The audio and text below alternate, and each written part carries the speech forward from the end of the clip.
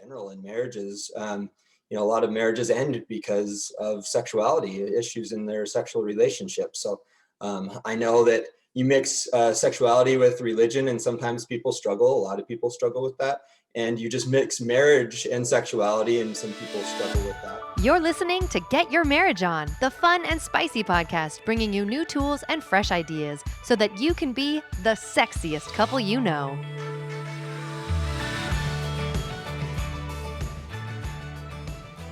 I'm so glad you're tuning into today's podcast episode. One huge factor in enjoying a life-giving sex life is your overall attitude towards your own sexuality.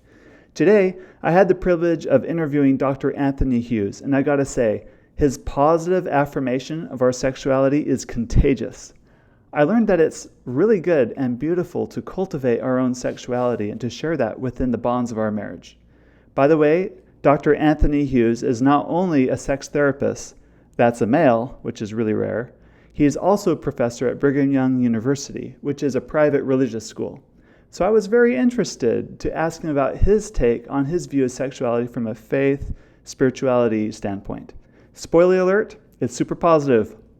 Welcome to episode 42, Religion and Positive Male Sexuality with Dr. Anthony Hughes. Dr. Anthony Hughes, thanks for coming on the podcast today. Yeah, I'm excited to be here. Great. I'm a fan of your book, You, Me, and We, and been following your work for a while. You're a certified sex therapist, and also you have your doctorate in human sexuality. You teach at Brigham Young University, so you've got this private practice. You're a busy man. Yeah, I am pretty busy. And we were joking right before this that I'm on vacation right now because we decided last minute to do a quick vacation. But yeah, you're right about all those things except for my PhDs in marriage and family therapy. So, my whole thing is an emphasis on sexuality. So my dissertation, my thesis, and my master's all on sexuality. Oh, very good. That's great. Great. What got you interested in this? So really, it's kind of the marriage between like Christianity. I'm a member of the Church of Jesus Christ of Latter-day Saints. The marriage of that Christianity and religion and marriage, and how this is a topic that a lot of people struggle with. A lot of people religiously struggle with, but also outside of religion that they struggle with just in general in marriages. A lot of marriages end because of sexuality issues in their sexual relationships. So I know that you mix sexuality with religion, and sometimes people struggle. A lot of people struggle with that. And you just mix marriage and sexuality, and some people struggle with that. And a lot of people get divorced because of it. And so it's a topic that I was always interested in, never shied away from. I had good sexual education from family members, positive sexuality, and so I thought, I'd love to go and talk with people about a topic that means a lot to me, that I know means a lot to a lot of other people also, and hopefully help some people out along the way. Yeah, I like what you said about mixing religion and sexuality. Some people have a really hard time like integrating that too. Why do people struggle with that? And what are some steps they can take to work towards integrating that better? Yeah, it's really fascinating. I think that people struggle with it. Not that there aren't reasons to, but my own personal opinion, and I guess a little anecdotally, I think it's because of culture in large part. It's not usually because of religion, and I can't. Or it's not the theology, right? It's the culture, is what you're saying, right? Okay. Yep. It's all the subtle nuances of things that are closely connected to religion, but are not, like you said, the theological or religious concepts themselves. If anything, actually, and I can really only speak about my religion, but I would guess that other Christians, it's the same way for them. That a lot of scripture is really sex positive.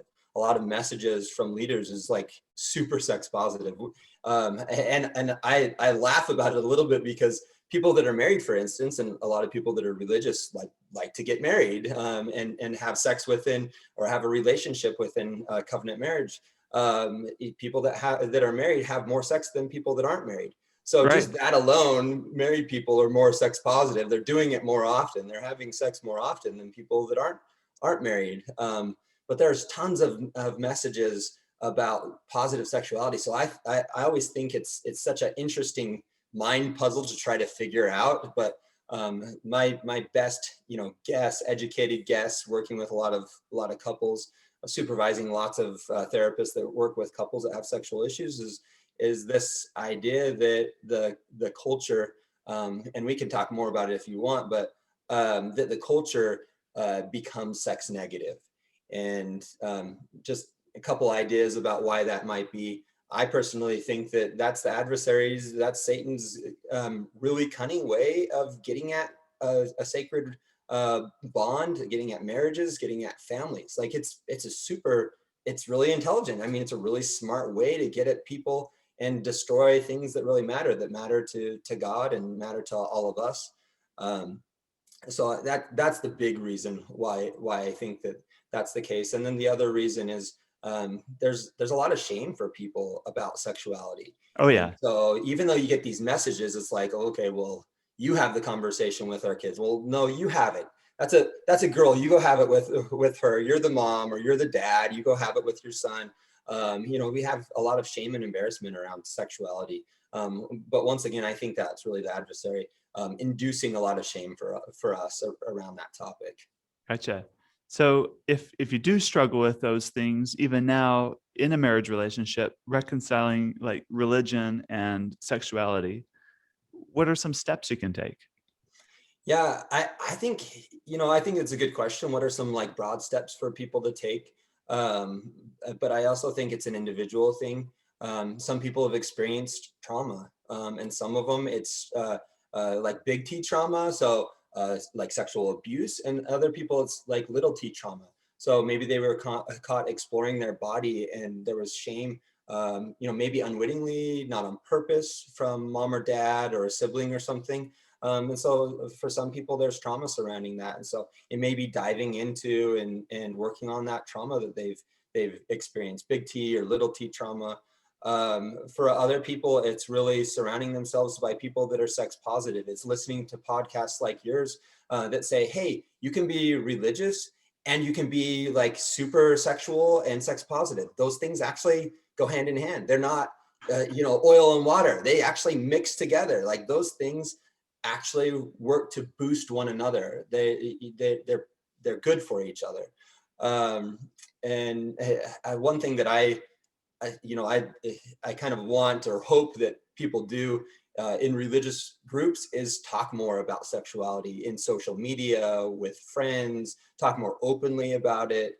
I almost envision a time where people might wear a hat or a shirt that says, I'm religious and sex positive. That's essentially that message that I hope gets out there.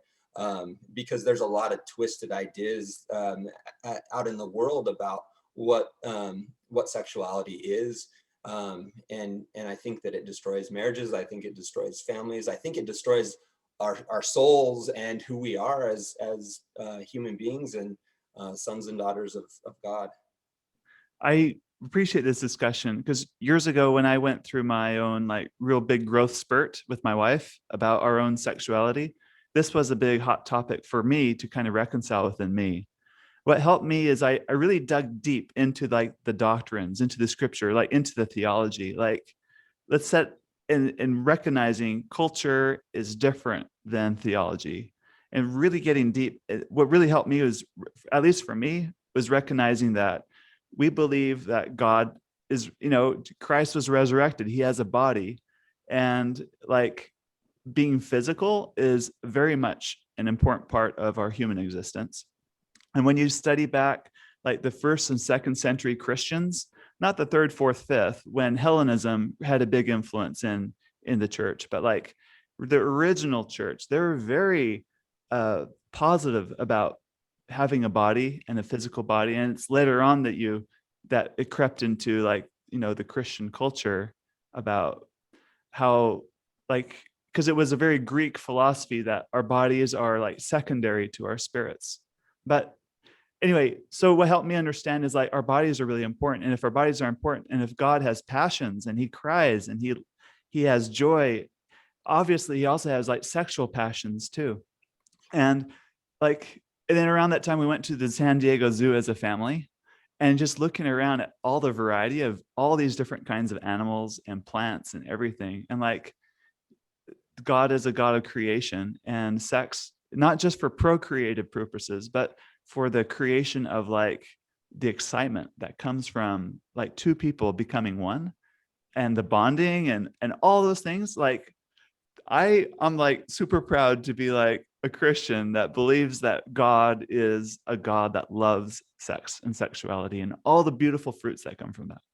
Oh, you're hitting on a topic that I love. I'm like ready to jump in and just be all over this. So yeah, men are that they might have joy. Men and women are that they may have this happiness and this joy. We're created in God's image, male version or female version of God. So we have the same hormones, we have the same drives. The soul and is the spirit and the body. I mean, it's not like, well, it's a lot of the spirit and a little bit of the body. Like, no, our soul is the spirit and the body, and we're here on earth to have bodily experiences. I mean, these are things that we learn on this earth that we cannot learn anywhere else. And I think that's pretty significant. So we need those experiences so that we can more fully or completely become like God. So we need to have all of these experiences. And I actually think of our sexuality as like we're working every day to become like God in every single way. And one of those ways is to become like God within a relationship and within sexuality. And that's individuals within sexuality, but also within a relationship. Because you can't have a positive sexual relationship with your spouse if you don't understand your own sexuality, if you don't have a relationship with your own sexuality. And that's one issue I see a lot of couples struggle with. Like, okay, well, we can have this sexual thing together, but when that's not happening, like sexuality doesn't exist for me. I don't even think about it. I don't have a relationship with my sexual anatomy. It's more something that I conjure up when we're together, and that really doesn't work for people. It's kind of like it exists, like it's like its own entity outside of you that Yes. only exists in that marriage. And Yeah. I know a lot of couples that kind of have that mentality too. Like, why is that so harmful?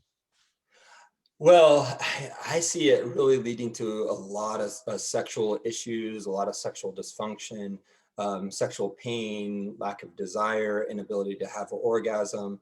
And a lot of this, I'm pretty religious, so a lot of this ties back to me with religion. I think it is, once again, one of Satan's amazing ways at destroying relationships. He gets women, a lot of women, but definitely men to disconnect from their sexuality.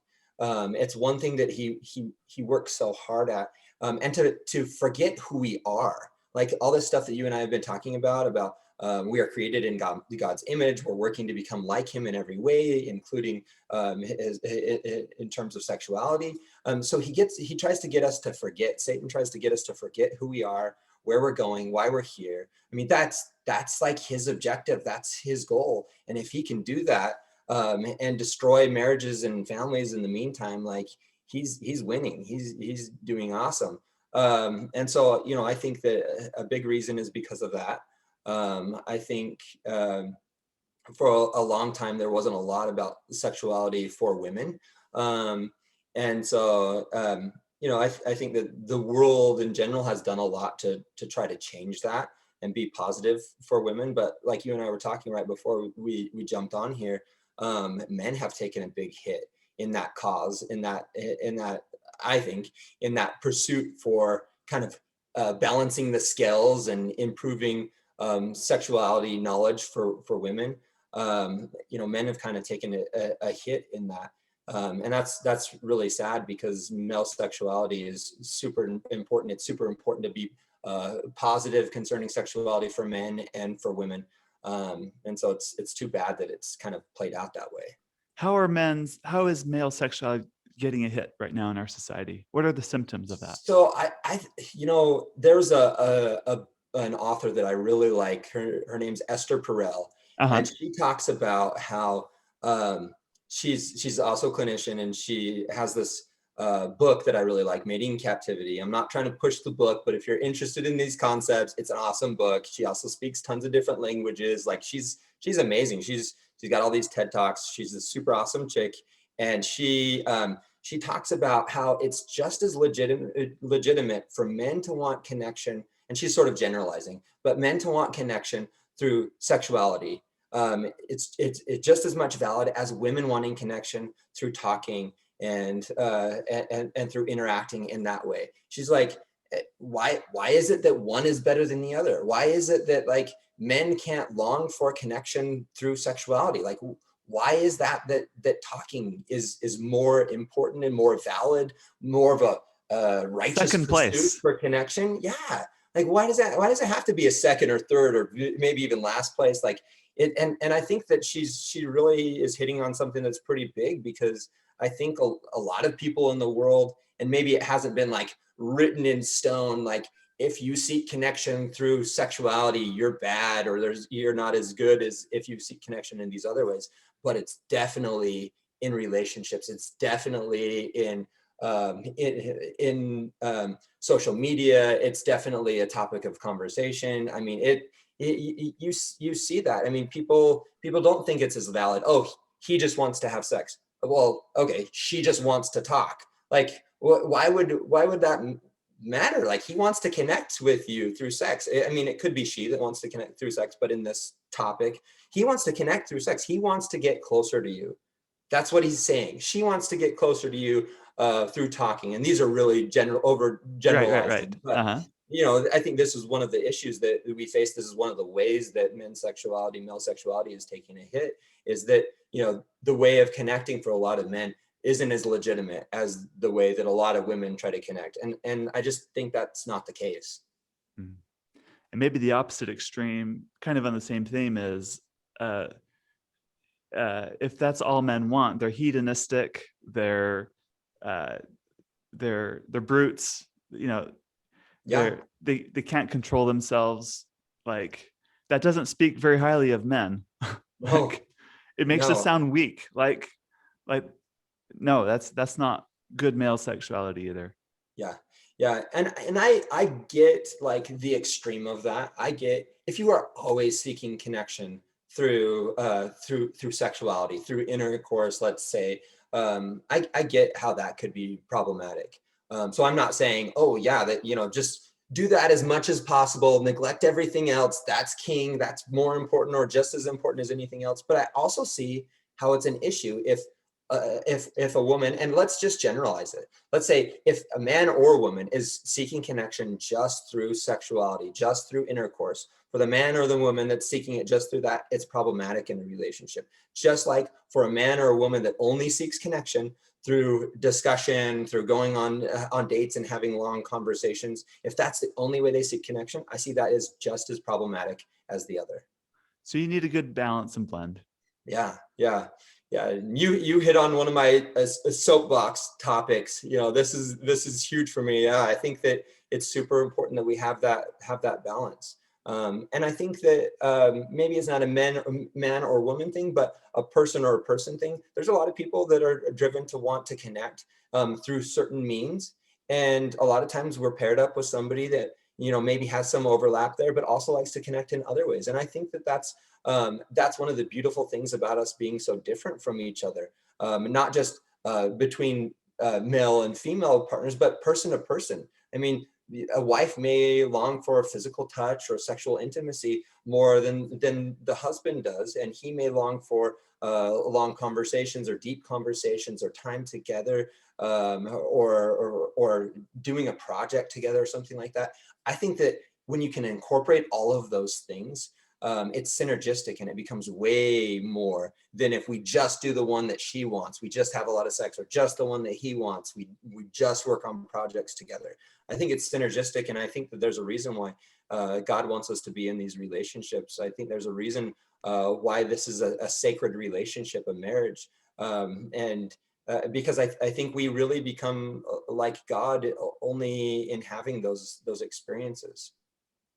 Love it.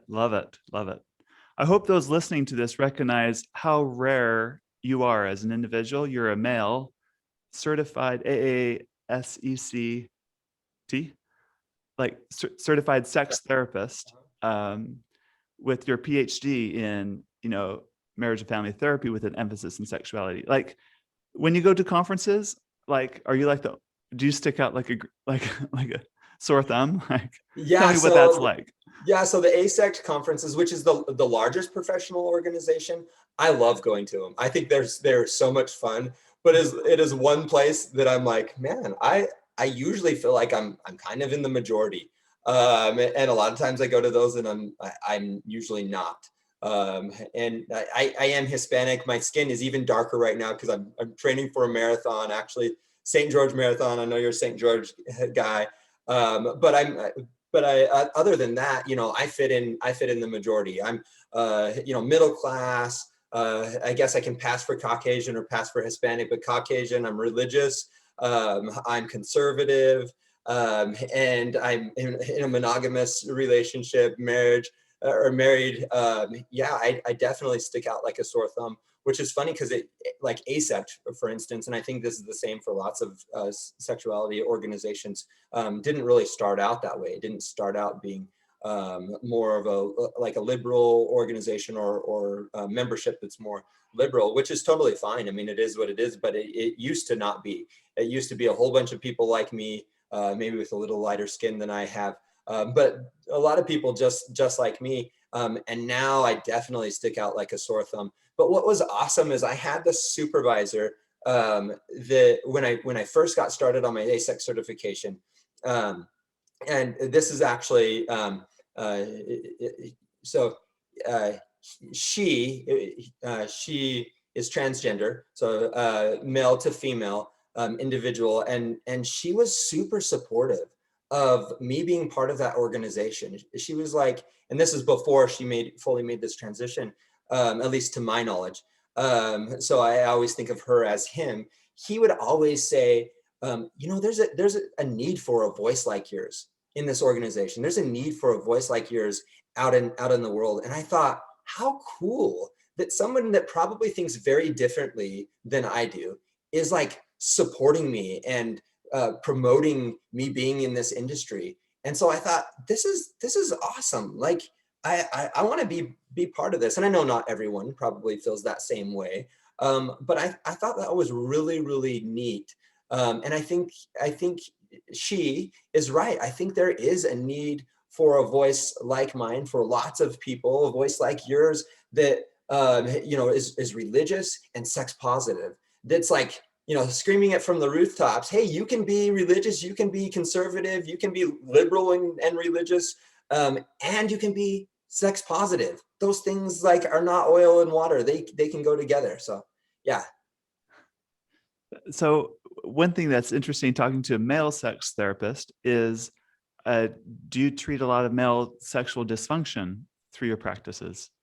Yeah, we definitely do. Because most sex therapists out there are women. And so it's unique to have a man treating a male sexual problem. Yeah, and it's interesting because I wondered, getting into this profession and being a sex therapist, am I going to have a lot of men that are going to seek me out and be happy that there's a man they can talk to about these issues? Because they're really difficult for a lot of people. Some people don't have a difficult time talking about them, but a lot of men do. I imagined a lot of men would. But I also wondered, are they going to feel a lot of shame coming to another man? And because it's the whole like locker room talk. No guy's going to go into the locker room and be like, hey, so I was having sex with my wife the other day and you wouldn't believe what happened. Like, no one is going to say that. They're going to say they had sex and had multiple orgasms and people are swinging from the rafters or whatever. Like, no one is going to admit that there was any sort of bump or hiccup or dysfunction or anything like that exists. And so I thought, well, maybe they'll want to talk to a female therapist instead. But actually, I have found over the years, just kind of anecdotally looking at it, that there are a lot of more men that are wanting to meet with a male sex therapist. But you do every once in a while get that guy that's like, I'd prefer to meet with a female therapist if I could. And I think a lot of that's about that shame and that embarrassment. And am I not going to be a man in this male therapist's eyes? Which is super sad that our society has seen it that way, has put that out there, that script that male sexuality doesn't include dysfunction or roadblocks or anything like that. Michael Metz and Barry McCarthy, though, I love it. They have this research that says, X amount of percentage of healthy relationships are going to have what could be considered dysfunctional sex.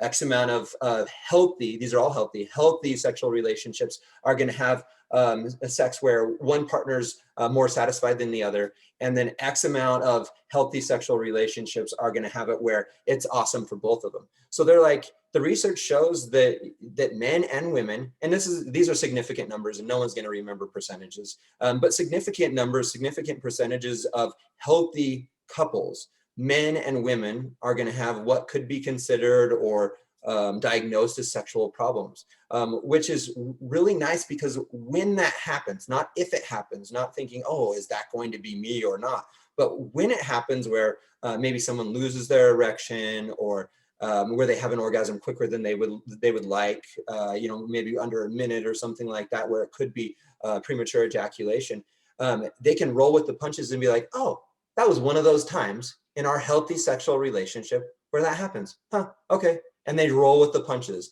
Instead of freaking out about it. Yes, because if they freak out about it, anxiety, other than like medical conditions, anxiety is the largest proponent of sexual issues for men and women. So if they freak out about it, then it is going to make it 10 times, 100 times worse. So yeah. I can relate. There was a season in my marriage where I had a lot of anxiety towards our sexual encounters, and my body did not function. And because it wasn't functioning, I got anxious about that. So it's like this vicious cycle. It got worse and worse and worse. And anyway, I started, crazy me, I started avoiding opportunities, and I'm the one saying, oh, I've got the headache, I want to go to bed, doing funny like things like that. I'm like, what's going on with me? So yeah, anxiety. I'm so glad totally you say that. Sorry, I jumped in and interrupted. I'm just so excited that you're talking about that. Yeah. So yeah, it totally happens. Those are just conversations. You asked me, like, how could it change in our society? It could change by people talking about that, by men saying, oh yeah, that totally happens. Like, and that's, I was freaking out about it, and then it made it even worse. One thing that women have on men in that regard is that they have no problem saying, yeah, I don't have a libido. I haven't had a libido for the last year. Or it's okay for a woman to say that. Socially accepted to say that. And it doesn't mean anything about their femininity. It doesn't like detract from that at all. And it would be super empowering for men to have that same thing, because then we can roll with the punches much easier. I had a couple that came in a little bit older than me, and we were talking about this, and they didn't bring up any sexual dysfunctions or anything like that. But they came back in one time, and they're like, so we had an interesting encounter the other day. And I didn't know that this had happened from time to time for them. I mean, I guess I could assume just based off of the research, but they're like, yeah, so we were getting into sex, and then, he had such and such a thing happen. And normally he might have been a little bit freaked out about it. I might be like disappointed that we're not going to continue and stuff like that. And, maybe a couple of days would go by, and then we might try again, or a couple of weeks might go by and we might try again. But we just both kind of shrugged, and we're like, oh, we'll chalk it up to one of those times. And they rolled with it, and they kept on being sexual together, did some other things. And it was like not even a speed bump in the road, and they just kept going. And that is exactly what I'm a therapist, so we don't really use should. I hate the idea of you're shoulding on yourself. Right. But that's a really great way for it to look in a relationship, when we have those little hiccups that happen, to be like, oh, okay, well, it's probably one of those times. I mean, if it's a hiccup that's happening every other time, let's talk about it. Let's maybe go meet with a therapist. But if it's every once in a while, just chalk it up to one of those times that we're not robots and we don't perform flawlessly. We're human beings. Yeah. Love it. Another thing I got from that same book, I think the McCarthy and Metz book, Men's Sexual Health, it talks about 5 to 10% of all encounters are going to be duds. Yep. And that's okay. Yeah. But what you shoot for is, that's a good amount of a good percentage of times. Yep. 5 out of 100 is not too bad. Yeah. Yeah. So, but I think that also goes back to like this concept that was never talked about. What is healthy sexuality? Because our society has sort of termed it, seen it as like pristine sexual encounters that lack uh, any of these sort of I guess you could say problems. That we Human. yeah, they take all the humanness away from it. That instead of like that, the couple comes away feeling connected and closer. If that was it, you could be having premature ejaculation, every single time, or never having an orgasm every single time. And if you feel connected, you're like, success, bam, we did it. So it takes the performance out of it. And that's one thing that I really like about like ASECT, for instance, and sex therapy in general, is that they're super sex positive. So they don't assume that everyone's sexual encounter needs to look the same way. And so instead of focusing on performance, that he's always going to be able to have an orgasm, or she's always going to be able to, or penetration can always happen. Instead of that, they focus on what do we get from it? Do we feel connected? For instance, do we feel alive? Did we feel like erotic beings? Okay, great, success, we did it. So, and in that way, every single time you can predict, every single time it's going to be success. If that's what you're focused on, you don't have to worry, is my body going to perform the right way? And surprisingly, you decrease that anxiety, and if you were to track it and not be pushing for flawless sexual performances, but if you were to track it, you would actually see a rise or an increase in, quote unquote, flawless sexual encounters where there are none of those hiccups. Very good. All right. I want to switch gears a little bit. Let's say you're a couple, things are going great. You're connecting really well emotionally, physically. And now you're ready to take things to the next level. So what are your black belt sex tips?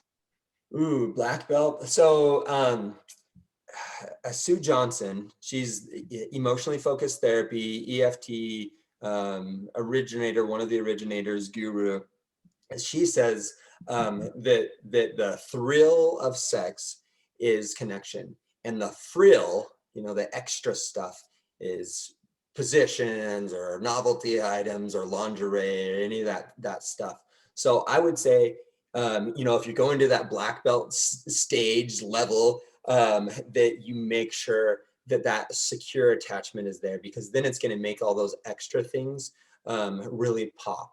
Otherwise, and a lot of times people do this, a lot of times couples will do this, they'll try to do the frill stuff, all that extra stuff, in hopes of taking their sexual relationship to the next level. But if they don't have that base, that secure attachment with each other, which looks like, I can go to him, I can go to her, from this big scary world, I can come back to that person, or I can leave that person and jump out into the big scary world. I have that secure base, that safe haven.